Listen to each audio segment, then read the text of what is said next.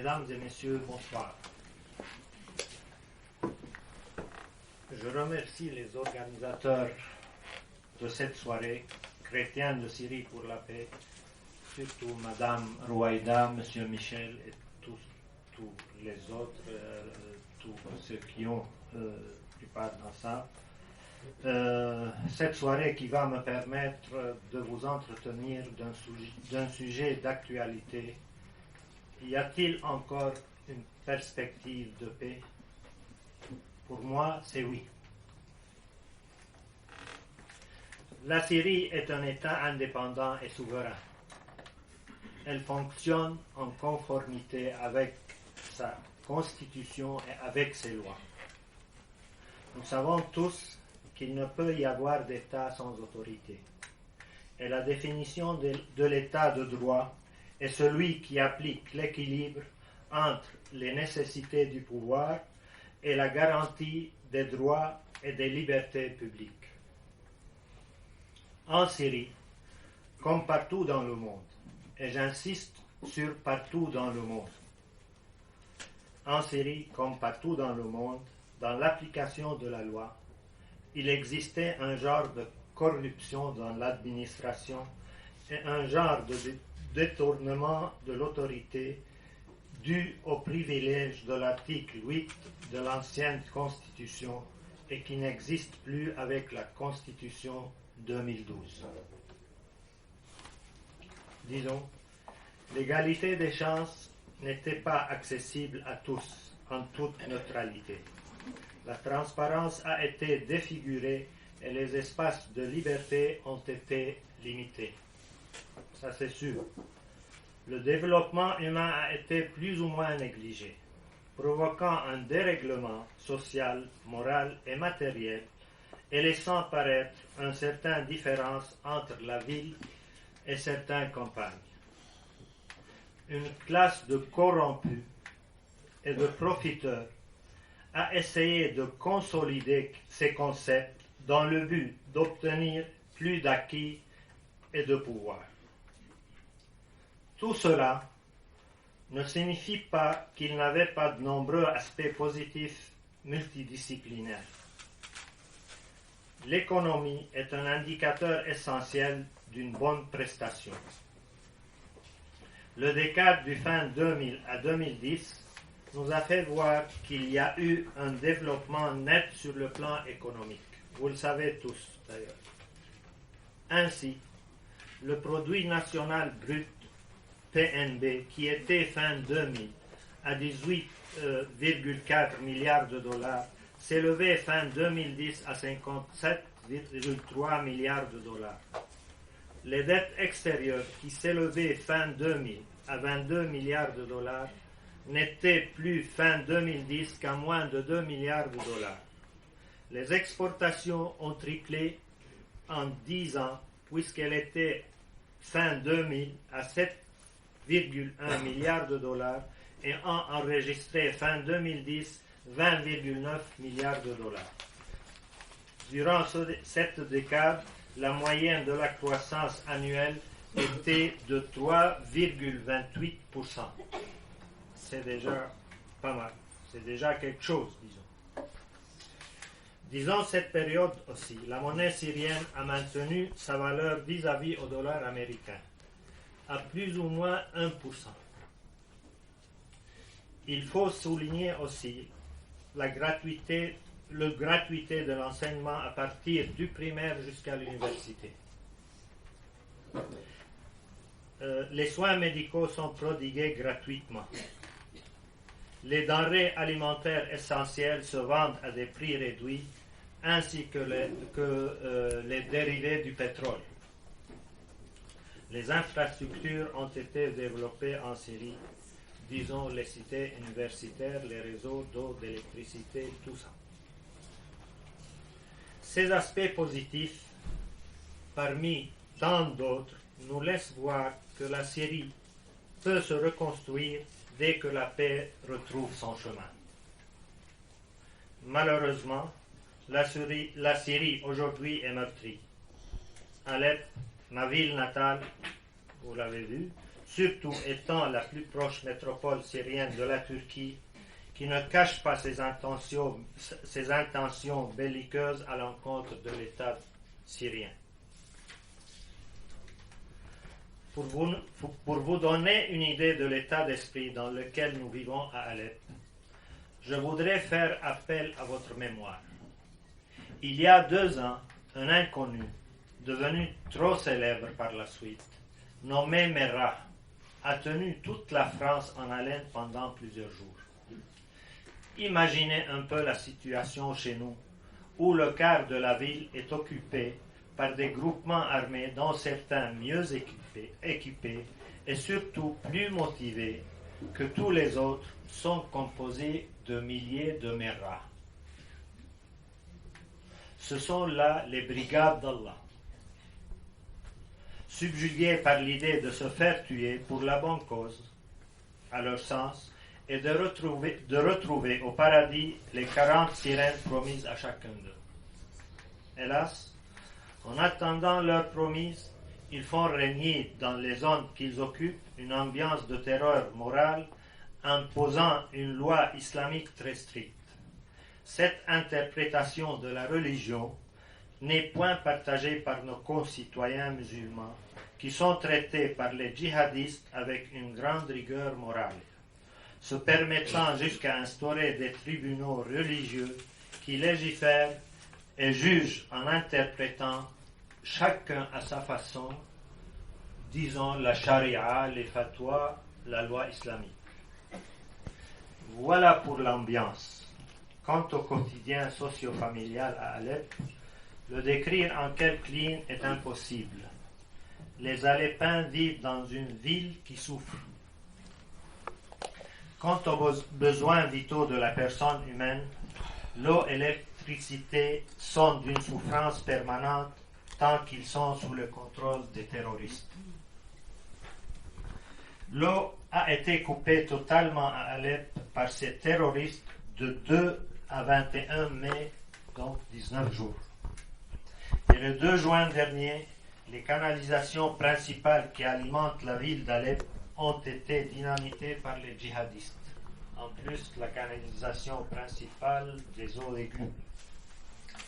Ils ont même empêché l'accès des lieux aux équipes de réparation qui n'ont pas pu entrer avant le 16 juillet. L'eau n'a pas coulé avant le 27 août en faible pression dans les canalisations des quartiers d'Alep pour pourvoir 3 millions de citoyens, dont les enfants, les femmes et les personnes âgées. Donc, 86 jours pendant la saison d'été, Alep n'avait pas de l'eau. Ce fait est interdit par la Convention de Genève et c'est l'un des plus grands crimes contre l'humanité. Le panier de la ménagère ne désemplit pas tant qu'on a les moyens matériels de le remplir. Les produits alimentaires ont augmenté de 5 à 10 fois de prix. Les économies du peuple arrivent à ses fins et beaucoup bénéficient de l'aide alimentaire pour subsister. De même, la grande partie de la ville d'Alep s'expose chaque jour au lancement aveugle par les mêmes djihadistes à des tirs de mortier et de fusées de fabrication locale et de ce qu'on appelle le canon de l'enfer, laissant des martyrs et des blessés et en plus des dégâts matériels. Devant ces atrocités, tout le monde se tait. Et comme dit Joubran Khalil Joubran, les yeux n'aident pas à voir si la conscience est aveugle. Les yeux n'aident pas à voir si la conscience est aveugle. Je ne sais pas si la conscience est tout à fait aveugle. La Syrie, qui a toujours été un pôle d'attraction touristique, héberge actuellement des djihadistes de plus de 80 nationalités du monde, venus pour un nouveau genre de tourisme terroristique. On assiste à l'importation d'une forme d'islamisme qu'on ne connaît pas avant ce conflit. Malheureusement, le gouvernement français soutient objectivement ces terroristes en Syrie, à qui légitimement il fait la guerre ailleurs. J'ai senti que pour les Français, Daesh en Irak, c'est un ennemi, mais en Syrie, c'est peut-être un peu quelque chose.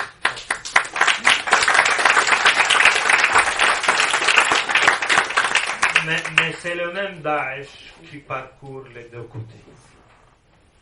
C'était là une immixtion illimitée et inacceptable de pays qui disaient amis du peuple syrien. Immixtion dans les affaires intérieures d'un État indépendant, souverain et membre fondateur des Nations Unies. Un État reconnu par tous les gouvernements du monde jusqu'à ce jour. Membre reconnu par tous les gouvernements du monde, même la France, jusqu'à ce jour. Pour l'instant, de nombreux gouvernements européens demandent aujourd'hui à la Syrie de les aider à identifier leurs ressortissants parmi les djihadistes. Logiquement, comment la Syrie le fera-t-elle? Pourquoi rendra-t-elle ce service à ceux qui ont tenté de la détruire? Enfin, quelle est la contrepartie? Disons s'il y a une contrepartie. Pour moi, on ne devrait pas chercher la cause de l'incendie avant de l'éteindre. Et on ne devrait pas éteindre le feu avec des matériaux inflammables. Ça, c'est juste. Dès le commencement du conflit en Syrie, l'Occident pointait des doigts, en inventant des causes et en fermant les yeux et les oreilles sur ce qui se passait réellement sur le terrain syrien. Il alimentait ce terrain indirectement par l'intermédiaire des pays du Golfe et la Turquie, par armes, argent et terroristes. Et aujourd'hui, l'Occident essaye d'additionner un nouvel matériel inflammable en essayant de créer un nouveau Daesh sous le nom d'opposition armée modérée. Mais je dis, il faut garder l'espoir. Ça, c'est sûr. Parce que rien n'est plus puissant qu'une idée dont le temps est venu. C'est pas moi, c'est Victor Hugo. Rien n'est plus puissant qu'une idée dont le temps est venu. Il est temps et d'une importance pour l'Occident, y compris la France, au lieu de justifier sa faute envers la Syrie, de la rectifier et la réparer en y prêtant la main le plus tôt possible. Je crois qu'un sursaut de responsabilité de tous les gouvernements impliqués est nécessaire. Et pour commencer, l'Occident, et au premier plan la France, peut faire tout pour mettre fin à l'arrivée d'armes, d'argent et de terroristes en Syrie. Il est grand temps aussi que le dialogue reprenne sa place et que la voie de la diplomatie domine la voie des armes pour rétablir la paix en Syrie. Je ne sais pas si j'étais long, mais je voudrais pointer quelques faits. À la suite du mouvement des contestations et des requis populaires réellement nationalistes, plusieurs dispositions étaient prises. Une nouvelle constitution a été votée depuis février 2012, avec la possibilité d'y apporter des modifications après 18 mois de sa parution. On a adopté la loi réglementant la création des partis politiques. On a adopté la loi réglementant les médias et la presse. On a adopté la loi réglementant les élections générales. Les élections générales, disons le référendum, les élections présidentielles, parlementaires, municipales, et tout ça est contrôlé maintenant par l'autorité judiciaire. Plusieurs lois d'amnistie aussi dont ont bénéficié quelques milliers de citoyens. Mais je dois dire, je suis du grand nombre de ceux qui pensent que tout ceci n'est pas suffisant. Ça, c'est sûr. Il faut reconnaître que les circonstances et l'évolution des choses sur le terrain n'ont pas favorisé la réflexion et l'action comme il le fallait. Les quelques actes que j'ai cités ont ouvert une petite fenêtre sur les réformes qui pourraient être poursuivies. Cette fenêtre qui pourrait être agrandie pour servir d'issue à la pluralité et à la participation de tous dans le but d'arriver à une vie digne et respectée du citoyen syrien. Il ne peut y avoir de vrai, de bon et de gouvernement productif sans l'existence d'une vraie opposition qui fait face au détournement de l'autorité, qui lui indique ses erreurs, rectifie sa marche et le corrige. Cette opposition, telle que je la vois, devrait avoir une vision stratégique et des idées qu'elle soumet au peuple. Elle pourrait alors un jour accéder au pouvoir. Afin que les choses s'améliorent, il faut prendre les premiers pas qui conduisent à renoncer au terrorisme sous toutes ses formes et arrêter le flux de fonds, d'armes et de combattants étrangers. Renoncer à toute ingérence étrangère. Rejeter le langage d'armes et arrêter l'effusion du sang syrien et le démembrement de la patrie. Se référer au langage de la raison pour reconstruire la cohésion sociale, rebâtir le patronat réel, encourager un dialogue sincère entre les différentes composantes religieuses, ethniques et culturelles du peuple syrien et sauvegarder la vie commune. Répandre les principes de paix, de modération, de démocratie et de pluralisme dans la société. S'engager dans le dialogue comme seul moyen pour aboutir à une solution politique du conflit. J'aime bien toujours dire, la Syrie est le berceau, la terre est le pays de la paix. Laissez aux Syriens la liberté de faire le choix de la vie qu'ils souhaitaient. Ils sont plus aptes que ces pays qui prétendent leur amitié à exprimer leur volonté. Je termine en répondant oui, il y a une perspective de paix en Syrie.